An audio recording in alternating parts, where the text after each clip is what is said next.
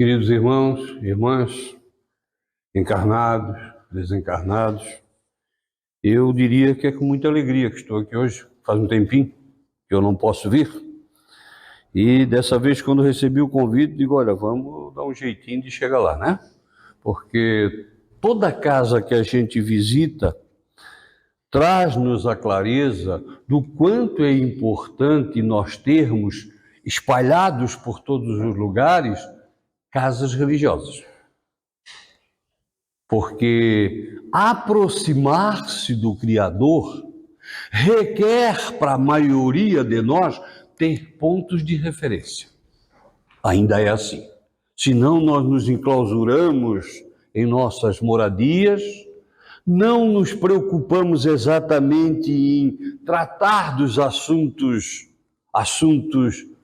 da lógica do Criador, de Deus, da verdade de nós mesmos, nos apaziguamos, e aí a gente acaba...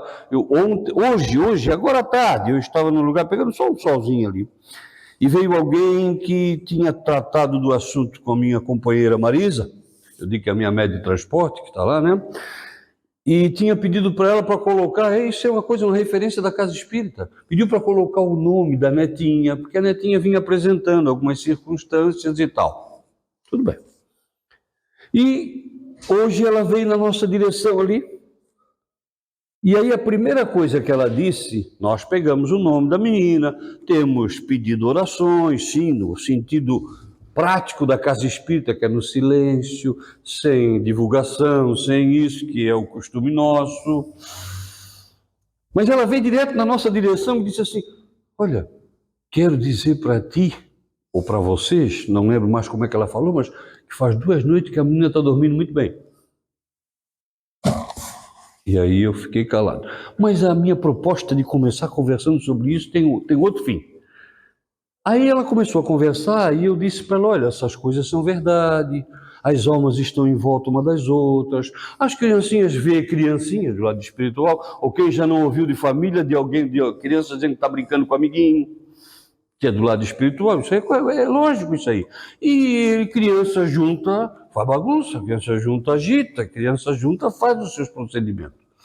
E conversando com ela, mas na sequência, por um acaso que não é bem acaso, eu digo assim, me veio na cabeça dizer assim, muitas vezes essas dificuldades das nossas crianças, elas vêm diretamente na proporcionalidade de mexer com os pais.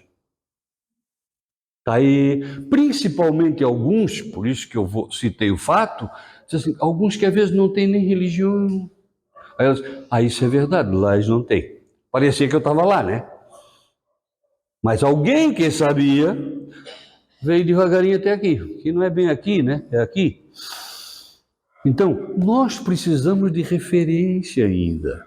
Nós ainda temos dificuldade de transformar. Quando começou a pandemia, lembram vocês, provavelmente já ouviram, mas de alguém dizer que um espírito dificultoso procurou um outro espírito bondoso, vou citar assim, porque deram nominatas lá, falaram de um, de outro, que isso não importa, mas procurou um espírito bondoso e disse para ele, estás vendo? Porque todas as casas religiosas fecharam pela pandemia. E ele disse, olha, vê-se, fechamos todas as suas religiões, fechamos todas as suas casas religiosas. E aí ele disse, não, disse o bom espírito. Nós estamos tentando incentivar as pessoas para abrirem suas casas, as casas religiosas, ou seja, para fazer a prece, fazer o evangelho no lar, que nós temos essa proposta, reunir-se em nome de Deus, conversar sobre o evangelho de Jesus. Mas a maioria de nós não fez isso durante aquele período. Pelas temeridades, pelas dificuldades. Então, nós precisamos de referência. E a casa religiosa é referência. Se já falamos aqui, só repetindo assim, existe expressão do Evangelho, que é de Jesus e de outros espíritos bondosos, que dizem que a união faz a força. Não é isso? Falam do feixe de varas. Né? Que é um feixe de vara. Uma vara a gente quebra, 2. Hoje até eu costumo brincar dizendo que os halterofilistas quebram até umas 10, né? Porque hoje em dia a gente está forte, aí, o pessoal está meio forte. mas depois tem um limite que não quebra mais. Então, feixe de vara, sejamos para nós sermos feixes de vara, não podemos ficar isolados em nossas moradias.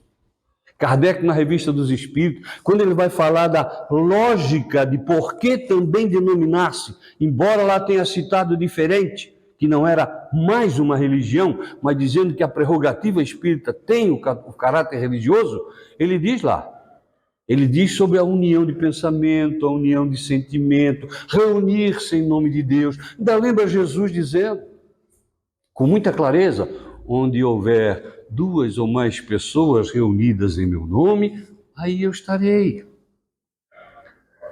E a história da brasinha, né? Aquela que tu pega uma brasa lá do braseiro, separa, ela apaga. Depois você vai devagarinho, não vai com o dedo, como eu estou falando aqui, porque queima, tá? Mas vai lá direitinho, aproxima ela, ela acende de novo. E nós andamos por aí, desculpem eu ser sincero, com as nossas brasinhas não muito acesas, né, gente? Porque todo mundo tem dificuldade, tem incompreensão, tem ou não tem? Todo mundo tem problema familiar, tem ou não tem? Quem não tiver, quer a receita de fora, né? Porque nós todos temos. E aí, como a nossa brasinha vai se perdendo, Kardec lá na Revista Espírita dizia isso aí. Essas reuniões fazem com que a gente recupere as perdas diárias que nós temos do nosso convívio, até do nosso relacionamento humano. Então é importante nós estarmos. Venham para o braseiro, como diz alguém, como diz um espírito bondoso. Então, por isso, a alegria de estarmos aqui de novo. Quando nos perguntaram, nós citamos esse título aqui, ó, Suicídio, nem alívio, nem solução. Porque o nosso entendimento, e quanto mais nós frequentamos casa espírita, mais lemos, olha a campanha deles da leitura da obra espírita, né? Quanto mais nós lemos e entendemos, nós vamos descobrindo-nos imortais, ou seja, a imortalidade da alma. Ora, se existe a imortalidade da alma, ir à proposta de retirar a própria vida não vai ser alívio e também não vai ser solução. Porque essa é a ideia clara e até colocada por outras pessoas de terceiros para com, de que vão acabar com tudo, vão resolver tudo, vai ficar tudo sanado. Ou seja, você tira a vida e acaba tudo. E não acaba, certo?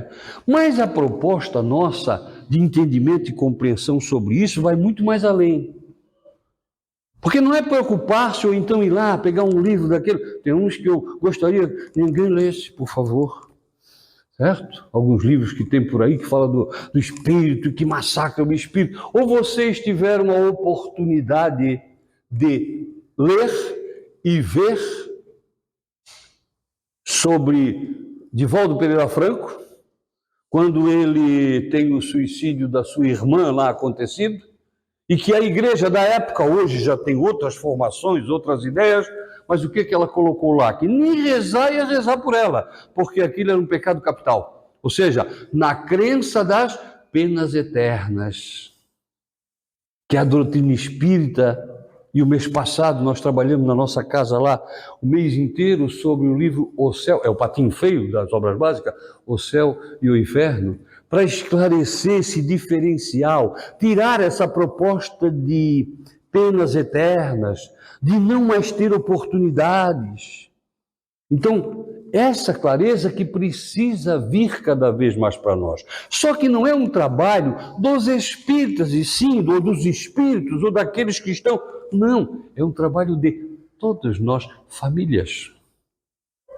Porque, na verdade, quando se fala de estatística, a coisa é massacrante, vamos ser francos. A Organização Mundial de Saúde faz reuniões temporariamente, a última delas em 2014, porque depois era de 10 em 10 anos que eles fazem essas reuniões, reunindo representantes de todos os países, preferencialmente. E a campanha que eles fazem tem um título assim, ó, Prevenção ao Suicídio, Urgência Mundial. E aí eles reúnem representantes de todos os países com a seguinte intenção: prevenção, urgência mundial. Depois eles começam assim, qual é os objetivos maiores? Primeiro, ampliar a conscientização do significado do suicídio, porque ainda existe tabu. E ainda alguém diz que não deveria se falar sobre isso. E com essa característica do não falar-se, se nós pegarmos as estatísticas, elas estão extremamente furadas. Porque um número enorme de criaturas e famílias não contam para os outros a verdadeira causa da morte de seus. Se vocês pegarem a mídia, na internet, hoje é muito, eu vou dizer até que é um pouquinho comum, desculpe eu dizer assim, mas está aparecendo ali um monte, morreu aquele, morreu o influenciador, morreu não sei quem, morreu não sei como, e tudo está sempre ali assim, ó, não está aqui a causa da morte.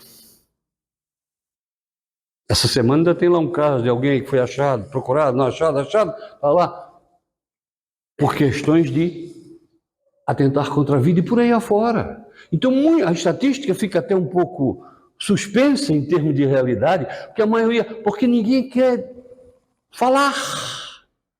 E aí a Organização Mundial de Saúde diz que é preciso dar ciência não só dos fatos, mas dar ciência dos compromissos, que a doutrina espírita é bem mais clara ainda sobre isso, e dar ciência das consequências.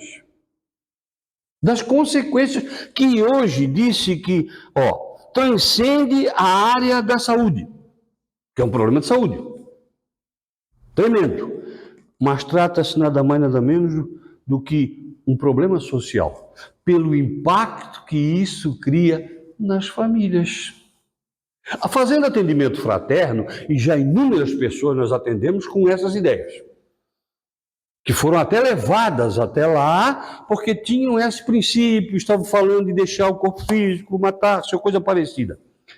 E para alguns, nós criamos uma dúvida na cabeça deles, que primeiro os espíritos disseram assim um dia, olha, não importa a crença que essa pessoa venha até aqui. Ela pode ser católica, pode ser isso, pode ser aquilo, não importa. Ela pode até não acreditar em vida futura, ela pode não acreditar em nada, mas bota uma minhoquinha na cabeça dela para pensar. Aí a gente diz para ela assim, querendo tu aceitar ou não, acreditar ou não, a gente não morre.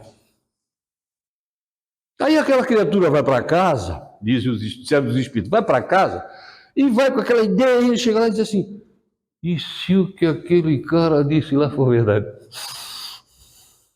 Vai pensar, é uma minhoquinha para ficar trabalhando na cabeça dela. Então é preciso. Outra coisa, a pessoa chega lá, coloca a sua posição, a sua maneira tal, e a gente pergunta se tem família, mulher, tem esposa, filhos tal. Aí a gente pergunta assim, e é essa a herança que queres deixar para eles? Porque é uma herança complicada. Como que não? Aí aqui diz, né? Não é só um problema de saúde que é instalado e lógico e claro, mas trata-se de problema social pelo impacto que produz nas famílias. Por isso a Organização Mundial de Saúde trabalha essa proposta. E a ideia clara, realmente, né, preocupa-se com questões do quantitativo, que é enorme, é extremo, e a gente às vezes, quem sabe, não se fala, mas... Olha, gente, continua assim, tá? Isso foi em 1914, mas a sequência toda, de todos os escritos que estão lá de novo, dizem que a cada 40 segundos nós temos uma pessoa em óbito pelo suicídio. E dentro dessa proposta do 40 segundos, mais 20 tentam e não conseguem. Porque existe uma série de referências, uma série de coisas assim. E aqui ainda diz assim, mas especialmente entre jovens na faixa etária de 15 a 29. E até a gente poderia dizer assim, puxa, mas será que eles teriam motivo? São jovens. É uma das fases extremamente complicada pela ansiedade. Quando se fala de depressão, os espíritos já escreveram, não uma vez, mas diversas, dizendo o seguinte, que na verdade alcança-se o fator depressivo devido a não ter cuidado das ansiedades que nós temos. Aí o acúmulo das ansiedades, e até médicos estão escrevendo isso, que o acúmulo das ansiedades nos leva ao depressivo, que é o acúmulo que faz esse contexto. E aí o jovem é extremamente ansioso. É a fase da ansiedade. Então, coloca-se lá, né? Segunda causa de óbito no mundo. Dependente de caráter de outras doenças. Aí, puxa, mas está agravando. É informação. Para que a OMS diz que para que os países que têm em mãos as ferramentas adequadas comecem a trabalhar nisso que está o título ali, ó, prevenção ao suicídio, urgência mundial. Isso não vai mudar por efeito particular de cada pessoa. Isso tem que criar um bojo muito maior para que isso se modifique. Então, continuam colocando aqui, né? Plano de ação. E lá naquela época, vejam só, eles tinham a clareza de que se aplicadas alguns textos e contextos desses aqui, que nós vamos explicar rapidamente alguns, que eles pediram para as nações aplicarem, o grande objetivo deles era fazer com que em 10 anos, preferencialmente, diminuísse 10% desse quantitativo. Eles não tinham expectativa de acabar de repente, que não vai acontecer isso não. Não é bem assim. As coisas estão complicadas. E aí nós começamos a lembrar, quando nós tratamos desse assunto, nós lembramos do Evangelho segundo o Espiritismo. Capítulo 5, tem lá um Bem-aventurados aflitos, e tem uma paginazinha que deveríamos ler com carinho, que se chama A Melancolia. Está aqui. Melancolia, François de Genève, Bordeaux. Diz assim, ó: sabeis por que uma vaga tristeza se apodera por vezes de vossos corações e vos faz sentir a vida tão amarga? Que acontece ou não acontece com a gente? Eles quando a gente sente, parece que vai, né, a coisa modifica, a gente sente uma tristeza que não entende. Eu lembro de uma senhora que foi levada até nós para conversarmos, e ela disse, ó, primeiro eu quero dizer para o senhor que eu não vim porque eu quis, não. Está ali o meu genro e a minha filha. Está ali a minha filha e meu genro, eles me trouxeram até aqui. E vivem brigando comigo, porque eles dizem que eu na vida eu tenho tudo que alguém possa almejar. Eu tenho financeiramente bastante recursos, passeio, viajo, faço isso, tenho um companheiro agradável, tranquilo e sereno, os filhos estão tudo formados e tal, casados, até meu netinho e tal. Mas, seu João, tem dia que eu tenho uma tristeza tão imensa, mas tão profunda, que eles brigam comigo dizendo, a senhora não pode fazer isso, a senhora não tem razão para isso. Aí continua dizendo aqui, é o vosso espírito que aspira a felicidade e a liberdade, mas ligado ao corpo que lhe serve de prisão, se cansa em vão esforços para escapar, e vendo que os esforços são inúteis, cai no desânimo, fazendo o corpo sofrer sua influência com a languidez, o abatimento, espécie de apatia, e que de vós se apoderam, tornando-os infelizes. Porque a gente, primeiro, a gente sente uma saudade tremenda da verdadeira vida que é espiritual. No tempo antigo e muito antigo, civilizações diversas faziam isso. Choravam a barbaridade quando alguém morria, que é o inverso que a gente faz, é o desespero. E festejavam quando alguém morria, porque é liberdade da alma. Enquanto que vira o corpo é... Ó, nós dissemos que a Terra é o quê? É uma escola, é um hospital, ou não é? Nós vivemos hospitalizados em sentido de sentimento, sentido de entendimento, sentido de incompreensões. Nós vivemos nessa postura. Então, todos nós já temos, por lógica, essa característica que de vez em quando assola o nosso jeito. Temos saudade dos que não vieram conosco, temos saudade de vidas anteriores, mas tudo está intrínseco e está aqui dentro do sentimento. Graças ao bom Deus, não tendo as lembranças vivas, que é a lei do esquecimento, que Deus assim faz para nos beneficiar. Porque se nós lembrássemos de tudo e de todas as coisas, eu vou usar a expressão que uso muito por aí, e pedem para usar, que diz o seguinte, nós viveríamos com fraturas expostas. E fratura exposta dói que é uma barbaridade. Então hoje nós temos algumas dificuldades de relacionamentos humanos. esposo, esposa, esposa, filho, pai, filho, irmão com irmão, mas a gente não tem a lembrança viva do que aconteceu lá atrás. Mesmo assim, às vezes a gente não se gosta, não se quer, tira até a vida um do outro, que isso está acontecendo de monte por aí. Aí vou lembrar de uma velhinha, talvez a Rita vai lembrar, porque eu já contei aqui lá atrás, mas uma velhinha que um dia me procurou, disse: seu João, o senhor sabia que está morrendo gente que nunca morreu? Aí eu olhei para ela e disse: não, vamos sentar aqui, vamos me explicar, que eu não estava entendendo. Como gente que nunca morreu? E ela frequentava a doutrina espírita. Aí eu disse, aí ela sabe o que ela quis dizer? Que as características das mortes, a maneira com que as pessoas às vezes matam as outras, a maneira com que as pessoas agem com criminalidade completa, total, ela disse que isso é que era diferente. Eu disse: não, querida, mas isso é dos tempos, só que antes nós fazíamos em equipes, nós fazíamos em grupo, as barbáries nós fazíamos em turma. Hoje em dia elas estão mais diversificadas, sazonais, mas sempre aconteceram. Mas na vivência dela atual, a lembrança dela atual, ela está morrendo gente que nunca morreu. Mas não é, é com características de morte complicadas. Poxa, é filhos tirando a vida de pais. É pais tirando a vida de filhos. É irmãos tirando a vida de irmãos. Temos ou não temos de morte? Isso é que ela queria dizer, que ela disse que ficava muito triste de perceber essas coisas todas.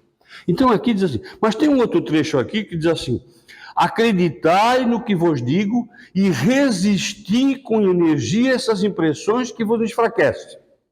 E aí diz aqui assim, ó, nenhum de nós, pelas entrelinhas diz assim, ó, nenhum de nós sequer, tá? Já, nenhum de nós, ou todos nós, ou já passamos por isso, ou estamos passando, ou vamos passar. E isso vai ser igual para todo mundo. Todo mundo vai ter seus momentos de dificuldade. E às vezes até mais de um. Então não é a preocupação grande, não está em sentir-se melancólico. O importante é não deixar que a melancolia faça diferença tal que a gente deprecie as condições da vida. Então a gente tem que reagir, a gente tem que lutar, a gente tem que compreender. Até porque, mesmo nas grandes dificuldades, elas estão correlatas às necessidades do espírito que somos nós. Não existe o acaso. Tudo tem sua função lógica. Eu escutei uma frase um dia de alguém que disse assim: a gente olha para o mundo e diz que tem pessoas cruéis, então vamos dizer assim, ó, tem pessoas injustas. Tem fatores e acontecimentos que são extremamente injustos. Mas, infelizmente, a verdade espiritual diz assim, ó, não existe injustiçado. Que todo mundo está onde precisa estar, no lugar adequado para sofrer as consequências. É o quem planta, colhe. Você lembra do Chico Bento? Aquele revistinha do Chico Bento? Dizia lá, quem planta, colhe. Então, todos nós plantamos. As verdades do hoje são colheitas.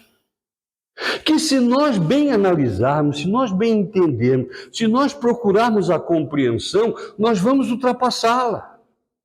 Mesmo que na vivência carnal soframos as consequências, mas a grande liberdade é da alma. E justamente o expurgo é do corpo.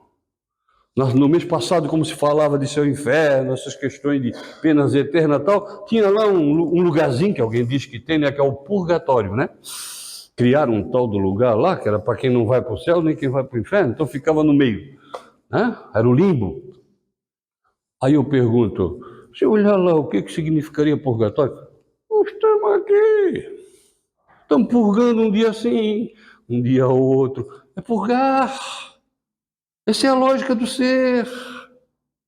Só que o nosso pensamento ainda é totalmente fixado nas coisas materiais, nas verdades materiais, nos ganhos materiais, nas aquisições materiais, quando a gente devia estar empenhadíssimo em alcançar as coisas da alma, crescer as coisas da alma. Expressões bíblicas que dizem lá, né? Entesourai os tesouros, né, da alma e não os tesouros da terra, que a traça corrói e tudo mais. Então nós queremos o imediatismo. E aí eu estava lembrando outro dia, um irmãozinho espiritual trouxe uma mensagem interessante lá no grupo mediúnico. Eu que nem sou médio de psicofonia, como diz o outro, mas às vezes falam através da gente. Eu lembro que ele dizia assim: meus irmãos, tenham calma. O que está acontecendo conosco hoje em dia, essas verdades todas, são as guerras, são isso que cria dificuldade com a gente, as incompreensões de pais e filhos, irmão com irmão, filhos com pais, tudo isso, é a nossa maneira de expurgar e darmos o testemunho de que estamos melhorando um pouquinho, nem que seja um pouquinho. Porque antigamente, sabe como é que éramos colocados em prova de que estávamos aceitando mais as coisas de Deus? Era na arena, jogada Arena Orleões. Eu tenho um colega que já desencarnado hoje, quando surgiu um problema muito sério lá na repartição pública, e alguém trazia uma notícia que não era boa para a maioria, ele dizia: calma, calma, os romanos ainda estão por aí. Antigamente nos jogavam os leões. Então calma, calma, tudo isso passa, tudo serena. Então nós precisamos serenar e não deixar que o desespero nos leve algumas propostas dessas. Então essa organização, ela preocupa-se extremamente com isso, e aí eu vou citar algumas colocações que dizem assim, eles dizem assim, primeiro, o mito. As pessoas que falam não pretendem fazê-lo. Então, às vezes a gente escuta uma pessoa, né? Não, eu vou matar, eu vou matar. Aí eu digo assim, cão que ladra não morde. O que essa pessoa está fazendo, na verdade, ela está pedindo socorro. Porque quando ela fala no assunto é para mexer com a gente. E às vezes a gente escuta, isso aí não importa. Outro trecho que eles botam aqui, né? Está procurando socorro, está vendo necessidade. A maioria do suicida acontece repentinamente, sem aviso. E aí eu vou lembrar um companheiro que contou para mim que um dia reuniu-se a família toda reunida ali bonitinho, pai, mãe, filhos e tal. E quando terminou o almoço, o pai disse, eu vou ali atrás e já volto. E não voltou. Quando eles foram procurar. Isso foi repentino. Aí eles começaram a fazer uma análise. Fazia tempo que ele estava dando sinal disso. A gente é que não costuma prestar atenção. Nós estamos muito envolvidos com o nosso eu. Nós não estamos voltados para prestar atenção nos outros. Não é a nossa proposta clara ainda. Então, não é de repente, não. Isso é coisa que a pessoa já vem dando demonstrações. Ainda mais eles colocam aqui, né? Aqui, as pessoas autodestrutivas estão decididas a morrer e tal, e tal. O acesso e o apoio emocional no tempo certo poderia prever ou prevenir seu ato destrutivo. Porque as pessoas vão modificando sua maneira de ser, sua maneira de agir, vão se isolando dos familiares. No dia a dia as coisas vão modificando, vão tendo dificuldade de assear-se, vão tendo dificuldade de compromissos, horários. As pessoas em nossa volta que estejam nessas circunstâncias, elas vão modificando seus padrões. Então nós precisamos ser observadores. E diz aqui, né? Quem apresenta comportamento suicida uma vez, permanece com o mesmo comportamento.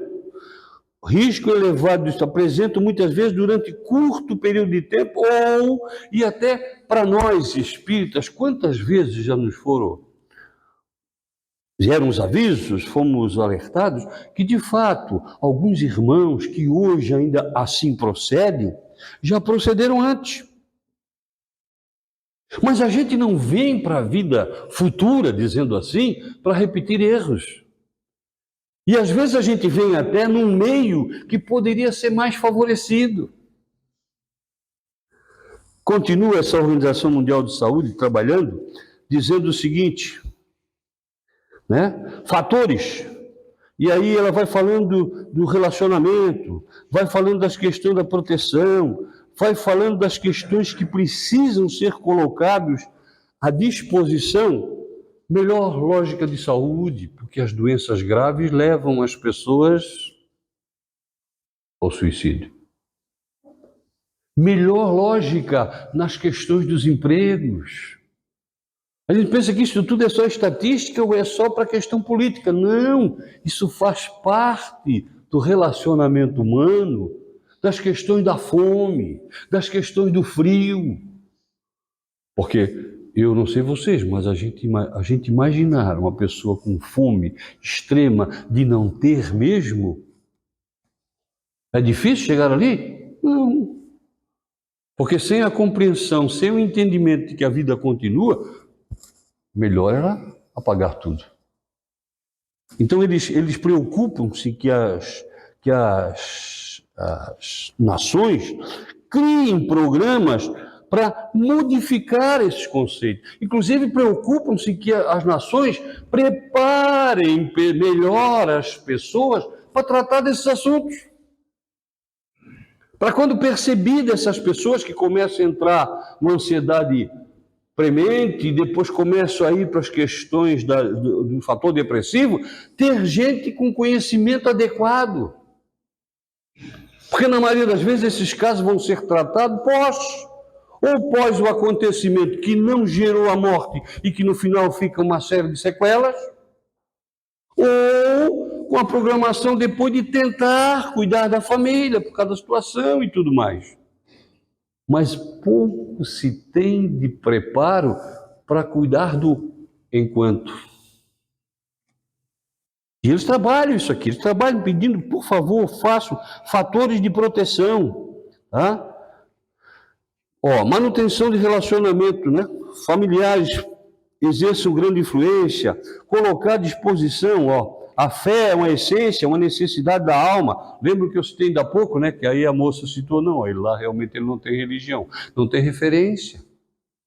Quem não tem um processo religioso, seja qual for, a gente deve ir onde se sente bem, fica sem referência. Aí a vida apresenta uma série de circunstâncias e a pessoa não tem o que comparar. É preciso, sim, transferir para os nossos filhos essas referências que são nossas. A gente diz, não, quando ele crescer, ele escolhe uma. Mas aí ele não tem nada para comparar. Aí ele vai a qualquer uma. Então nós precisamos mostrar para os filhos, mostrar para os nossos conhecidos que existe uma referência religiosa. Aqui eles falam, crenças espirituais ou religiosas, incentivar. Estilo de vida com administração e estratégia para as questões financeiras, orientar, esclarecer. Eles vão fazendo uma série de colocações para beneficiar. Uso de políticas que beneficiam a saúde mental, reduzam prejuízos causados pelo álcool, garantam acesso a cuidado com a saúde, restringe os meios como arma de fogo, pesticidas, medicamentos. Nós temos regiões do nosso Brasil que são, eu vou usar a palavra porque a palavra está lá, são campeões de suicídio, e a maioria deles é questão do pesticida, que é usado nas lavouras em geral. Ele muda o comportamento da criatura, altera o metabolismo e a criatura deprecia a vida. E aí eles pedem aqui, eles dizem, por favor, que as nações trabalhem esses conceitos aqui, restringe acesso a meios usados para o suicídio, como arma de fogo, pesticida, medicamentos, atuação na mídia, investir em treinamento de pessoal para prestar assistência, como nós falamos, né?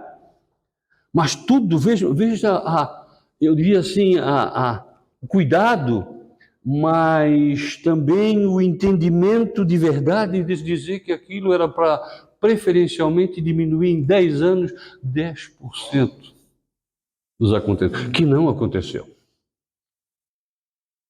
E aí a gente precisa tomar conhecimento ou não precisa? Por quê? Porque todos nós somos agentes dessas verdades. Agentes. Quer ver uma coisa interessante? Há muito tempo nós trazemos conosco, quando vamos conversar sobre esse assunto, está lá no Reformador de janeiro de 2001, tem um trecho que fala sobre causas primárias, né, que seriam aí as dificuldades financeiras, as frustrações, as doenças graves, o desemprego, os vícios, as psicoses, os receios manifestos, o materialismo. Hoje, né, as questões eles colocam aqui com muita propriedade, hoje em dia a gente tem os racismos, a circunstância toda que envolve as criaturas. Bullying. Quantas vezes a gente toma conhecimento de que o bullying levou a né? E quantas vezes dentro de famílias que se observassem a reação das criaturinhas que são pequenas, observassem com carinho o que é que está acontecendo, tomassem providências, ficassem mais próximos. E aí tem um trecho aqui que eu não gosto de deixar de fora, pelo menos a pedido não gosto. Diz assim, ó, antídoto contra o suicídio. Aí diz assim, ou fatores depressivos que podem levar. 3 itens eles botam aqui. Um é amizade. O outro item se chama calor humano. E o outro item se chama espiritualização. No item da amizade, eles dizem assim, ó, oferta solidária de ajuda feita por aquele que perceber o estado alterado da pessoa do seu relacionamento, com ou sem histórico. Porque tem gente que diz assim, não, mas ele nunca falou em suicídio. Mas ele já está no caminho. Nós temos que conversar com ele antes. E não deixar ele chegar lá. Aí diz assim, amizade, oferta solidária de ajuda feita por aquele que percebeu o estado alterado da pessoa, do seu relacionamento, com ou sem histórico.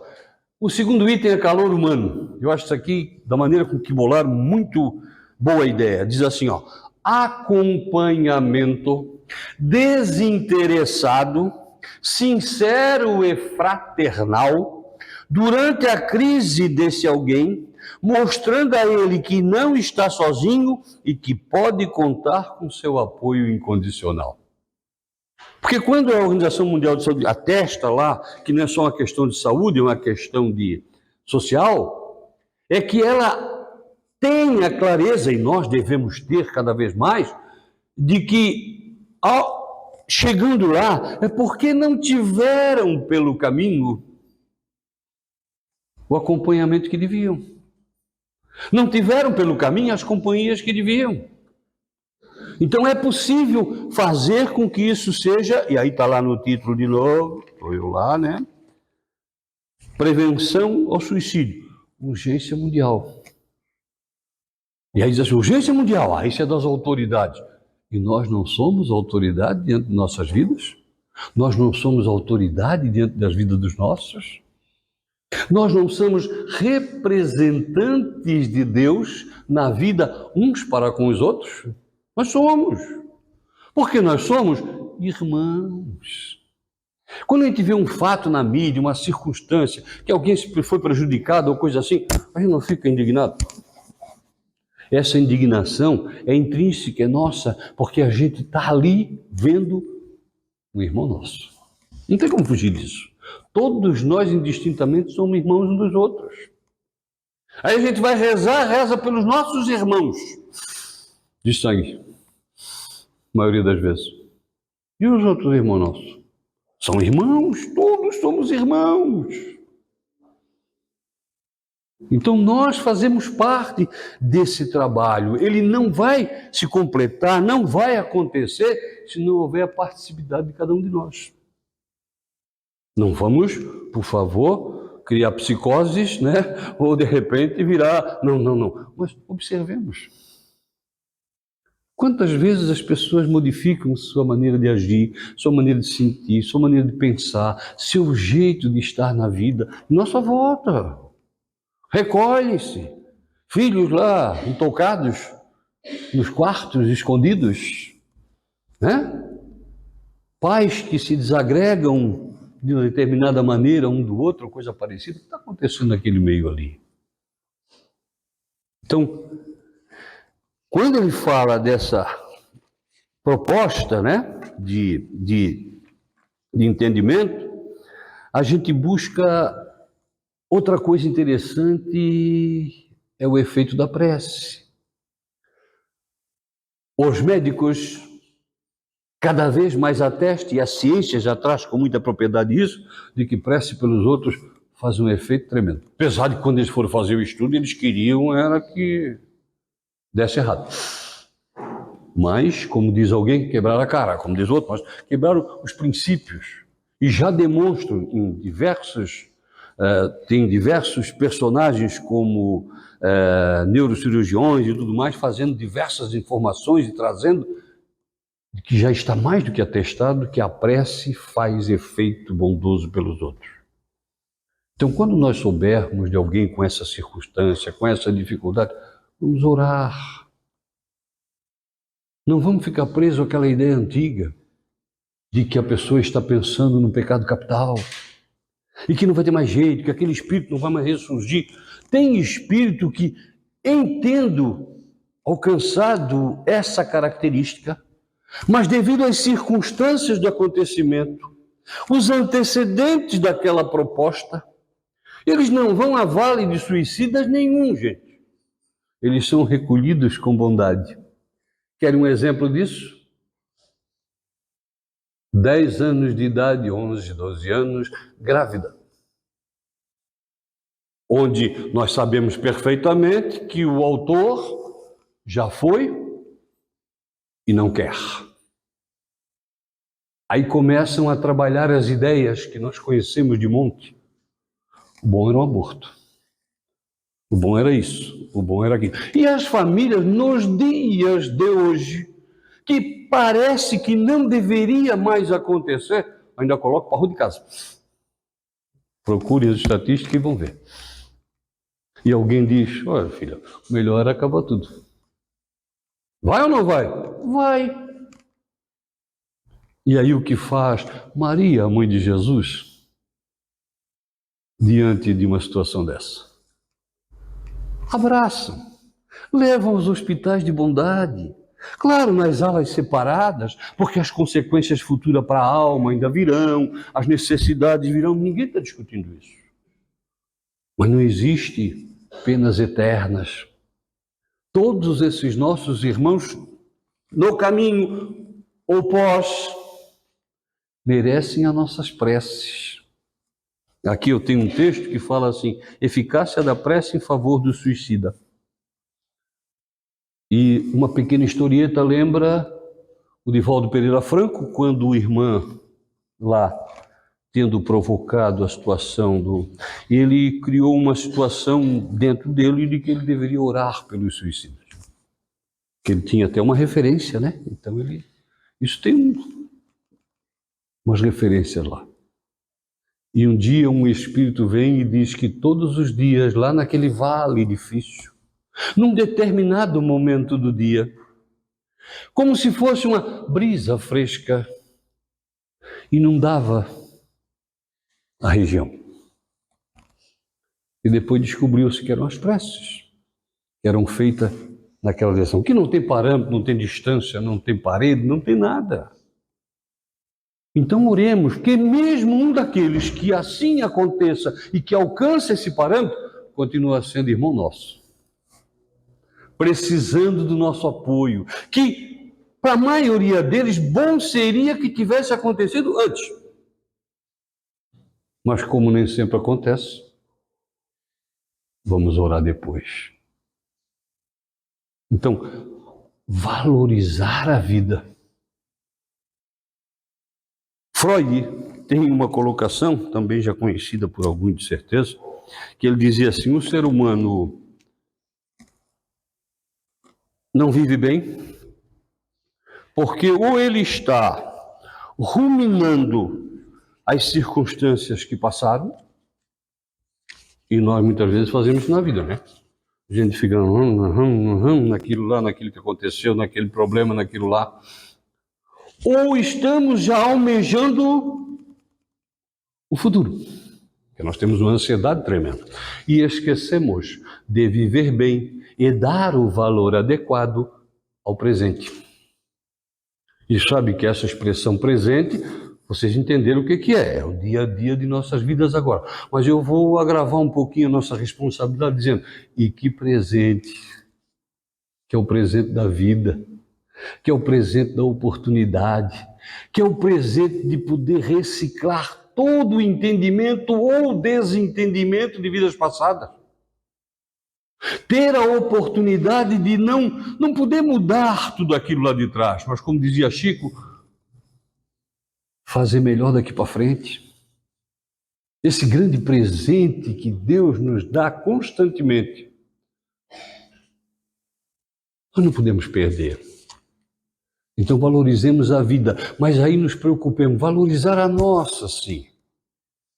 Mas de vez em quando dá uma olhadinha para o lado, para valorizar dos outros.